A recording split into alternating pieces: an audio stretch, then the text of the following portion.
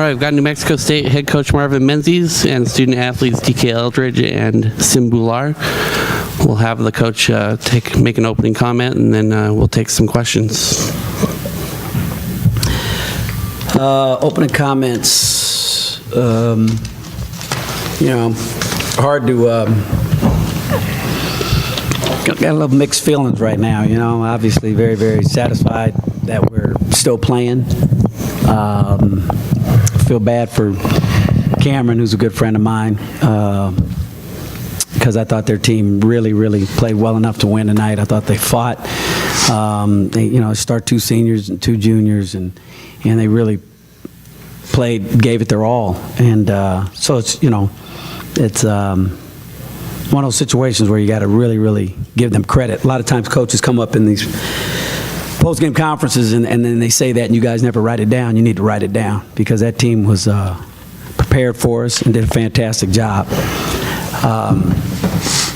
My guys, I thought, showed a lot of grit in the second half when we struggled offensively.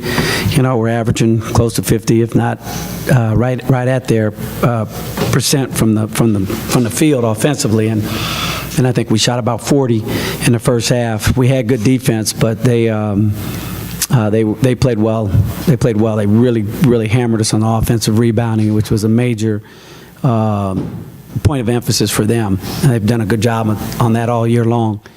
And I thought that was a difference in the game in terms of keeping it, to make the game a nail-biter because of the way that they crashed the glass. And a lot of times we would, we turn and we hit guys and they just would pursue the ball. There were a lot of bounces that went their way because of their effort.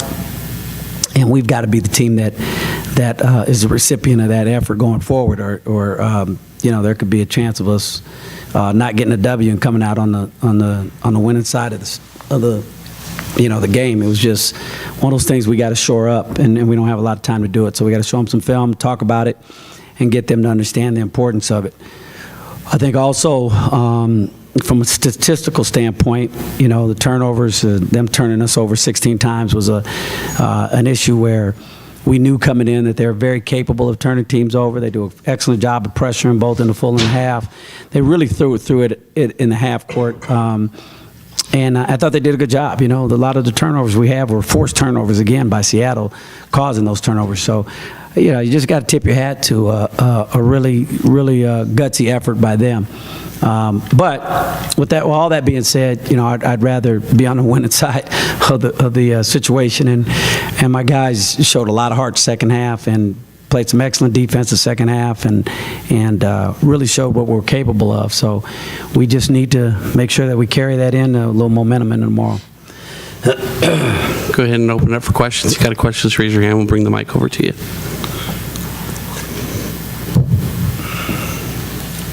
Coach, can you just talk about that last time out and, talking about getting that foul in that situation and how you guys executed that?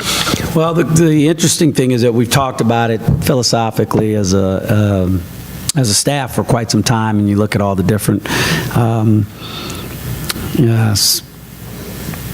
reports on the statistics of fouling with down 3 and not fouling.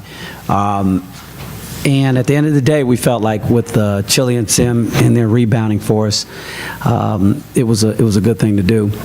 And we hadn't really practiced it. We talked about it, but we hadn't really practiced it. So I thought Ian Baker did a great job of, committing the foul in the backcourt like we discussed. And we talked them through the possession, and they did a really good job. He obviously made the first one. We knew he was going to miss the second. And Sim and Chile did a really good job of putting those guys on their backs and getting inside position. First half, when shots weren't going down, I thought you guys stayed in the game by hitting free throws. I mean, this has got to be. We were really good at. I don't know what we were in the first half. What were we? First half, we were 11 for 14. Oh no, that was second half.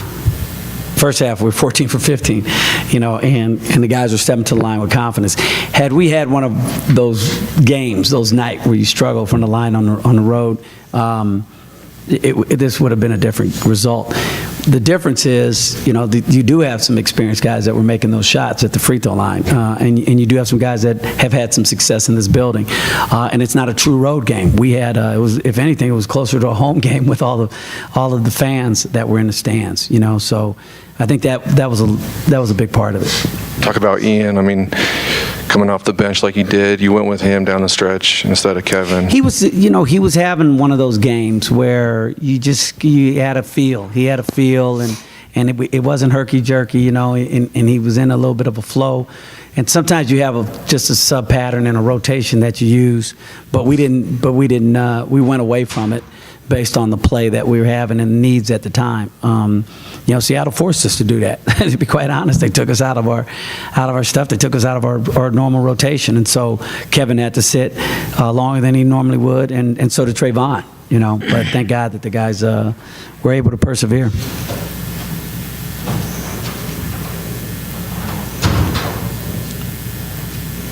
You can hit the players too, you guys. Or they could have just stayed in the line. If Sim and DK talk about that three you had from the corner, that was a big play. I think it put you up by 9. It seemed like that was it for them. Yeah, it started with a good pass from us, but coming into the game, I would just had confidence shooting the ball. I mean, I have been shooting the ball well from the last past games, but I just told myself to just let it go and just don't think about it, just shoot. And it went in, so I had confidence from there. Daniel had a different role tonight, I guess. I mean, I thought as far as a guard or a wing or whatever, did you feel like you needed to hit some shots out there if, Daniel wasn't looking to score maybe and Kevin was being pressured the way he was? Not really. I wasn't looking to score. I was just looking to play aggressive on defense, and my offense just led from there. Sim, can you talk about that last scramble there on that missed free throw? What you guys were going through your head there? I mean, I was trying to rebound the ball mostly on anything, but they got the ball back, and I mean, my instinct was just to go up and get the ball no matter what. I mean, thankfully I did. I held on to the ball until the game was over. Talk about just taking Seattle's best punch tonight. I mean, you guys had handled them pretty good this season, but you had to feel like they would come out like they did tonight. I mean, they're a great team. I mean, they got everything. They got great bigs. They got the great guard. They got the scorer at Umapig. I mean, I'm surprised that they didn't finish higher in the regular season. I mean, they got a great team. It's hats off to them. They just played great out there tonight. You guys talk about Vegas?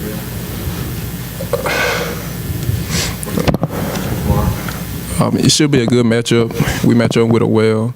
We just got to come out with the same intensity of winning the game and play aggressive. And mostly do what we do best and just play us. Coach, is it good to get a close game in this kind of environment? I'll let you know tomorrow.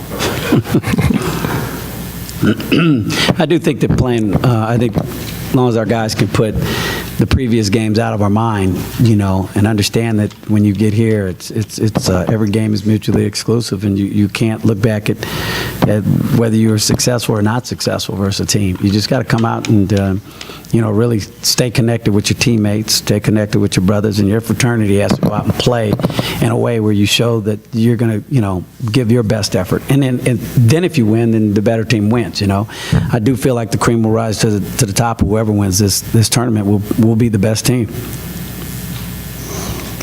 Any other questions? All right, thanks, you guys. All right.